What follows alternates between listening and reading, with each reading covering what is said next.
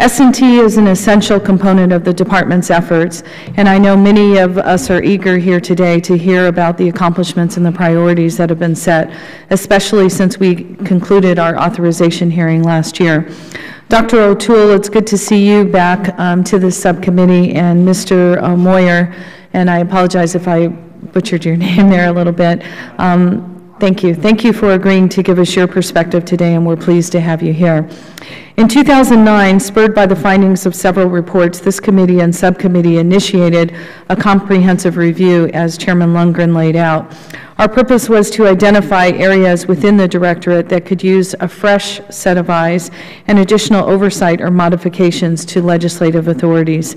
In doing so, we reviewed the Homeland Security Act and the department's use of its authorities that Congress has vested in it. It might be said that with such a large and complex portfolio, the Directorate has found it difficult to craft a cohesive strategy, and we found the insularity that defines its culture was reflected in the lack of mechanisms necessary to assess its performance in a systematic way.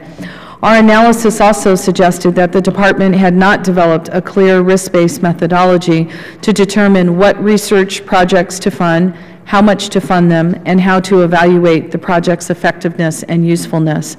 Without clearly defined metrics, it becomes problematic for Congress to justify increases in programmatic funding. I'm anxious to hear any of the strides that you've been able to make in regards to these concerns that we've already laid out. Additionally, the majority in the House has passed a proposed DHS budget, H.R. 2017, which radically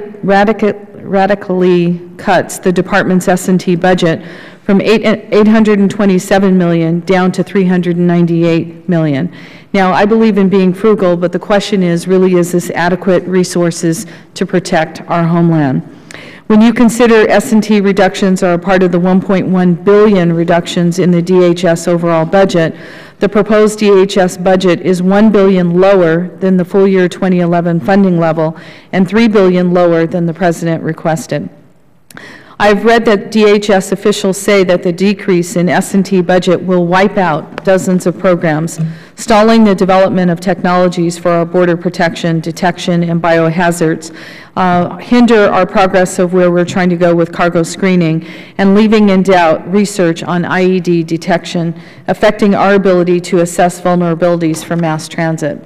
Striving to do more with less is always a hallmark that we strive for.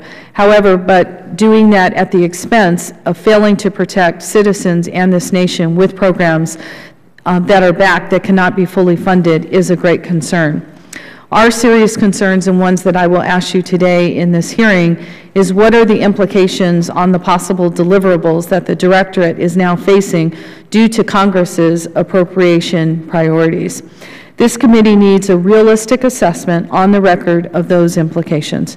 Thank you, Mr. Chairman, and I yield back the balance of my time.